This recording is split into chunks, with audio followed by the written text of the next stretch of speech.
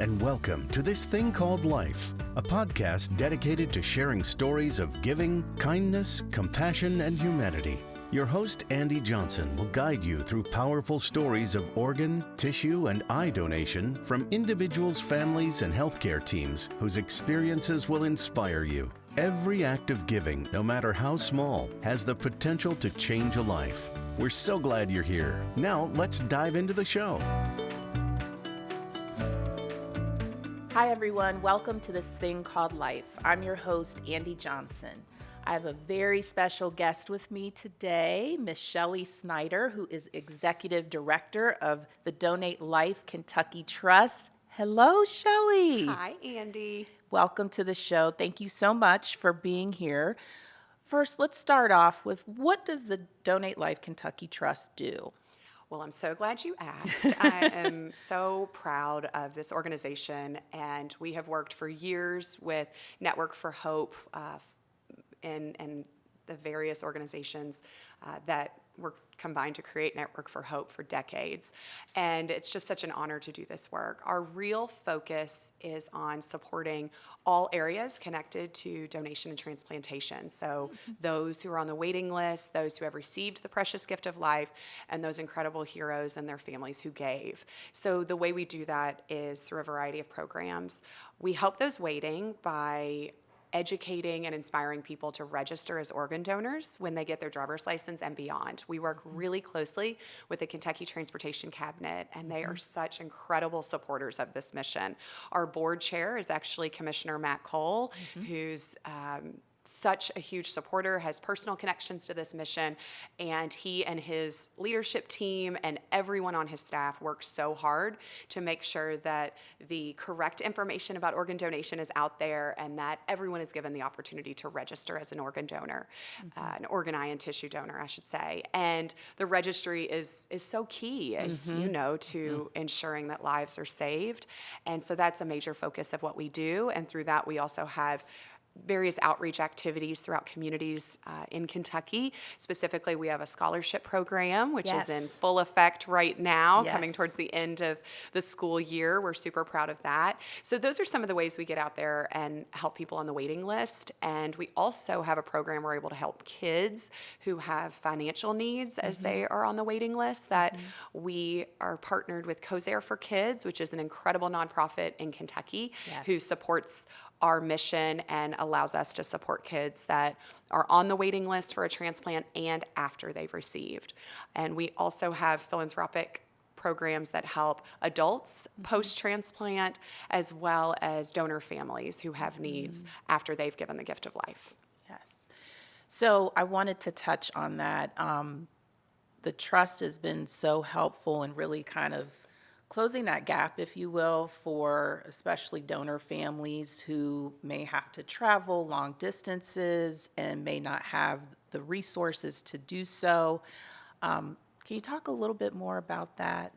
Absolutely. I've always said, if I ever win the lottery, all my money would go to helping these incredible, heroic donor families who have given the gift of life at the worst time in their life.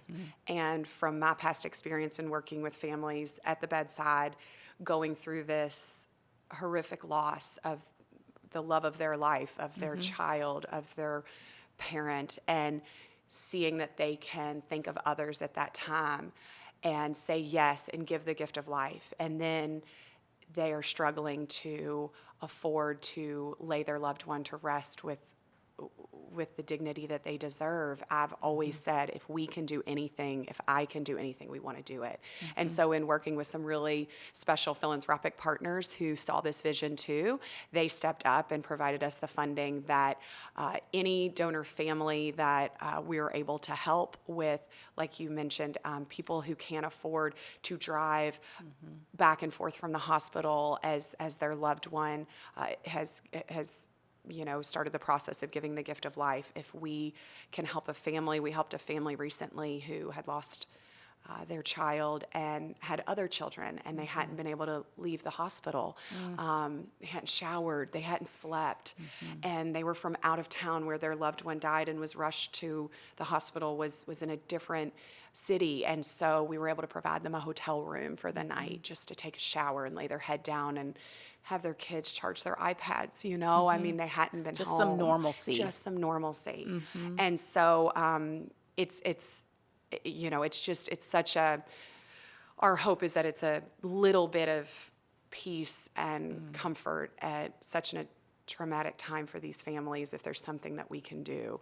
We know that the organ procurement organization is not able to do that. Right. And so we hope that we can step in and help those families. Right, and that's what I love about the partnership with the trust is that where the organ procurement organization just cannot,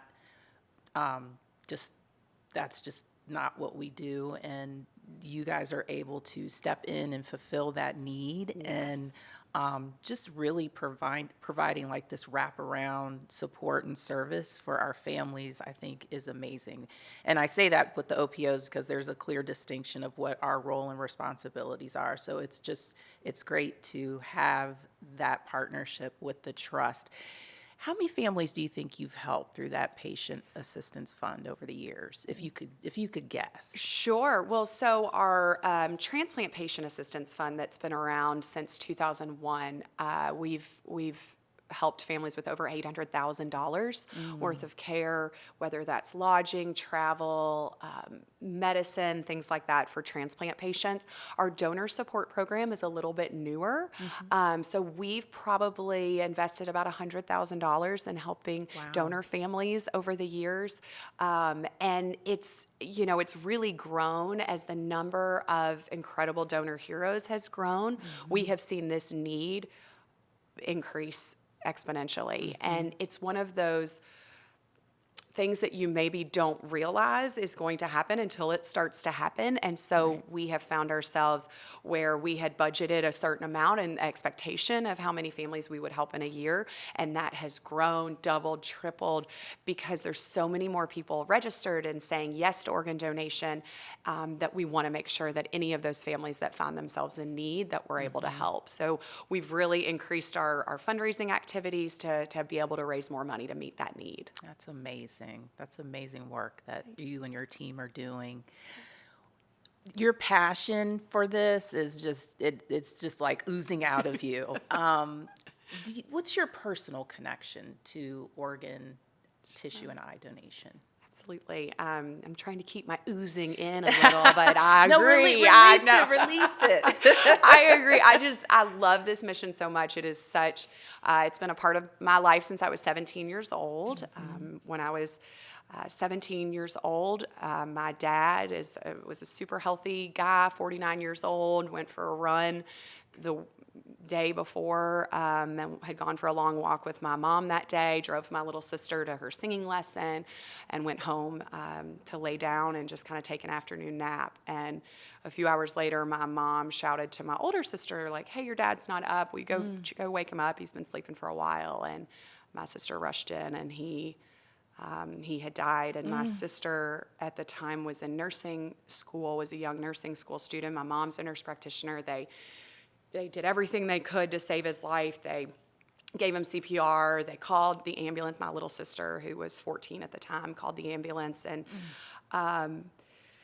there was nothing they could do. They transported him to the hospital, and he, had died, just a massive heart attack, completely out of the blue. And my mom and sisters and I just remember it being the one moment of light in a day of complete darkness when they asked if my dad would be able to be a cornea and tissue donor. And we had talked about it as a family very openly. My dad, I remember getting my driver's license, and my dad was like, "Absolutely. What do you need them for when you're gone?" And he would even make jokes about like, I don't want a tombstone. I don't want any of that. Don't waste your money on that. Like, just, give it away. It's that's what we should do. That's the right thing to do. And he was always our basketball coaches, and he was just super involved with my sister. So I can remember my basketball team coming to the funeral, and it was just I'm I'm a real optimist, and I always want to have something when people are like, I'm so sorry, and I got to say, well, thank you, and it's devastating, but Dad's helping someone else play basketball. His gift of tissue is going to help someone walk. And we learned later that he gave sight to a 22-year-old and a 29-year-old. And so just knowing the impact, I mean, I can remember saying that at the funeral and forever after. So, and then kind of unexpectedly, and about 20 years later, my mom was having extraordinary back pain and was losing her ability to walk and sleep and bend. I mean, just a really horrible life quality. And finally they said, we're going to do this, intense surgery, but we think it's going to help. And I encouraged her to ask, I wonder if they're going to use donor tissue. And she kind of had to ask. They didn't just openly tell her. Yeah. And even as a nurse, they used the word allograft. Yep. And right? So we knew that it was donor tissue, and she had to kind of dig for that information. But anyway, so she was able to receive that gift, and she's walking and, babysitting my kids and doing all the things that Grandma wants to do in her retired life. So we are both a donor family and a recipient family. Oh my goodness, that is amazing. Oh, that just really touched me. I mean, really, I didn't realize it was full circle with your mom. But wow, and then your dad, and just kind of seeing you. I mean, we've known each other forever, and seeing you really live in purpose and doing this work. It's just infectious. Well, and to me, it's really funny because my dad was actually an executive director of a nonprofit called the Dream Factory, similar to Make-A-Wish. Oh, wow. And he would always say, Shelley, don't follow my path. Like, go be an accountant or a nurse. Like, be, something. Don't be a nonprofit executive director. And so I always laugh, but I'm like, which was kind of my vibe. But but I think about him every day, and I get to share his story and talk about him, and I show his picture on a PowerPoint. And I mean, he passed away 24 years ago, and I still talk about him every day and introduce him. All my friends know him, and my friends at work know what he looks like and knows his stories. And so it's just such a gift to be a donor family. Yes. I can't imagine if I didn't have that to look back on and to keep that legacy alive. And his story didn't end with his sudden loss. It continues, and he impacts the world. And I do always think, like, if I have like a good idea or something, clicks, that I'm like, oh, thanks, Dad. That was a good one. They really helped me out. What is Dad's name? Dennis. Dennis Hebron. Oh, my goodness. And my son is Grant Dennis. And my sisters we've all named. And, my mom has gotten remarried and to a wonderful man who's a Xavier grad, and his sons are all Xavier grads. And we, have this wonderful second chapter. But it's just it means so much to me to still be able to share his story. And again, without donation, I don't know how I would be doing that. And so I always think, and when I worked with families at the bedside, I didn't often tell my story just because this is their day. But I always hoped that they would choose donation, because I know how much it means to get to be a donor family, that not many people get that opportunity to be able to be a donor family. So I'm really proud, and I hope that everybody would embrace it that way. Yeah, that's beautiful. Just through your career, you've been doing this work, and you've been leading as executive director of the trust for many years. Is there one particular connection or family or recipient where you're like, that one has really just stayed with me? Oh man, there's so many. I mean, it's I was actually thinking about it on my way up here, my time when I was with Legacy Life Center as a family support coordinator. And there was this family who had lost their daughter. And I remember working with her dad through the process of donation. They were so supportive of donation, and she was able to donate her lungs. And at the time, we also did aftercare. And so I was receiving the letters, and I'll never forget a few months later, we had this hand-drawn picture come in the mail. And it was kind of two-sided. And on one side, it was this little girl behind a window, And then the next one was her in front of her house walking her dog. And she said, because of you, I can play outside and I can go to recess with my friends. And she had received a double lung transplant and she had been tethered to a machine indoors, couldn't run around outside with her friends. And then she just drew this beautiful picture of her outside and living her life. And so I'll never forget, I immediately called the family and said, we got a letter, because they wanted a letter so deeply. And then we overnighted it to them and mailed it to them as quick as we could. So that story really stays with me. And then another story from up here in northern Kentucky, Jonathan Voorhees and his family, who is just they're just such an awesome family and have been such great supporters and generous volunteers for so long.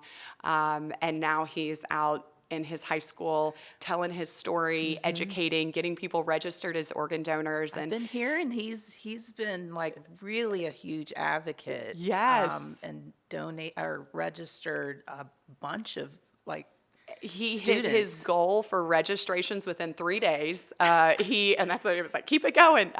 He is. And, you just think for a young person who often it's hard to, maybe talk about things that have happened in your life. And he's just so brave.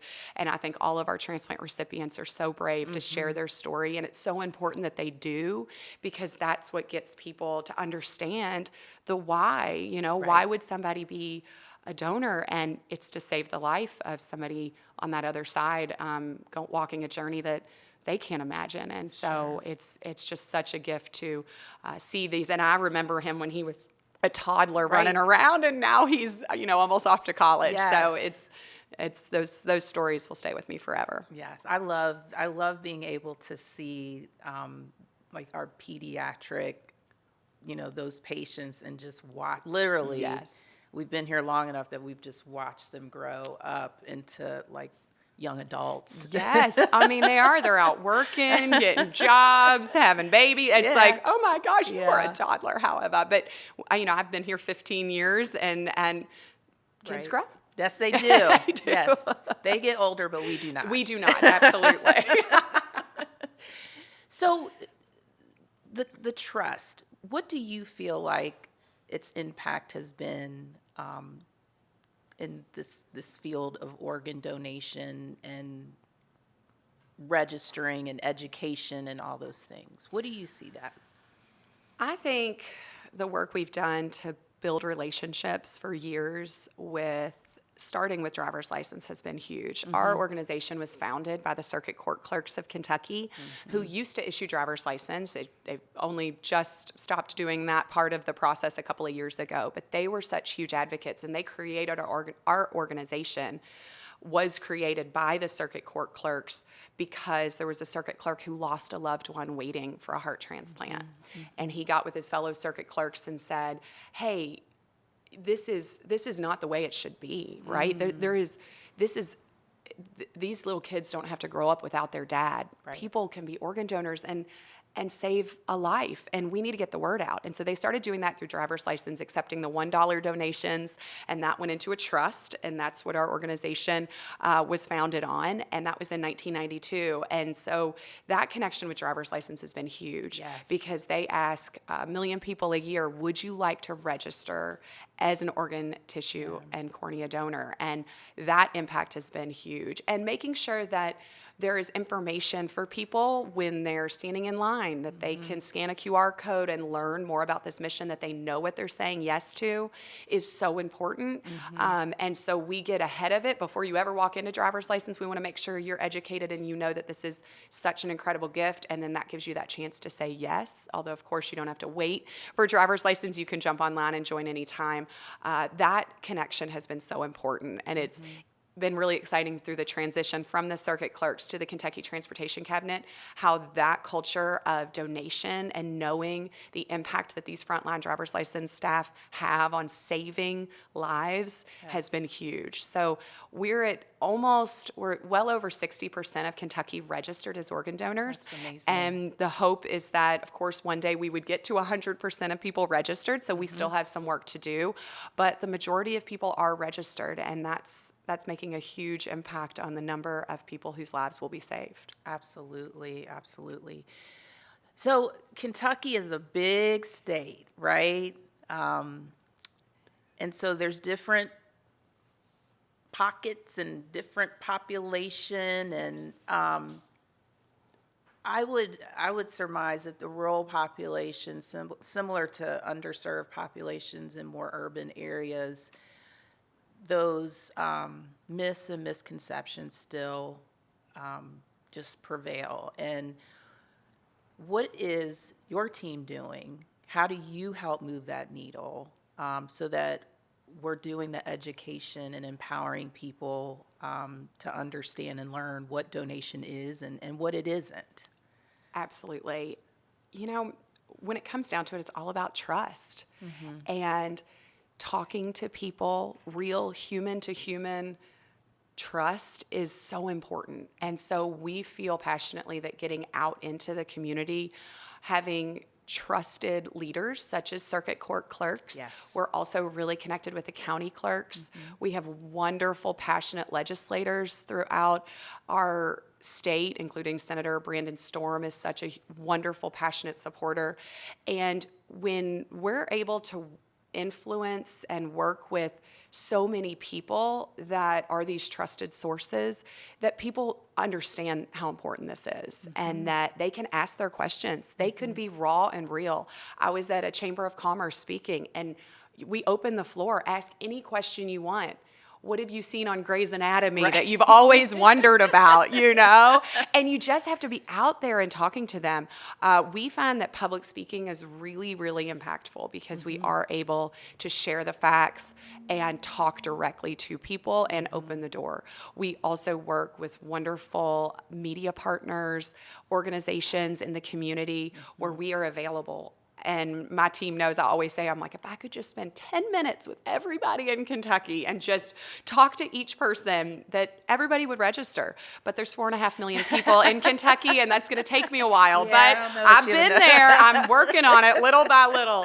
But I really just think it's having people talking to people and having their questions answered and not just assuming what you see on Grey's Anatomy is the truth. Although actually Grey's Anatomy has done pretty well so far, recently. Yes. And The Pit is a great show that has shown I the haven't mission. checked that out yet. It has yes. been really, really great. And they've actually worked with some organ procurement organizations to learn get the facts and make sure that it's portrayed correctly, because it's so important that it's portrayed correctly. And we know that Hollywood has to have the drama, but it will really hurt our mission if people see that on TV or hear about it incorrectly. So I think having our phones open, our emails open, I'll talk to anybody and we'll go anywhere has made a big impact in that registry. Yes.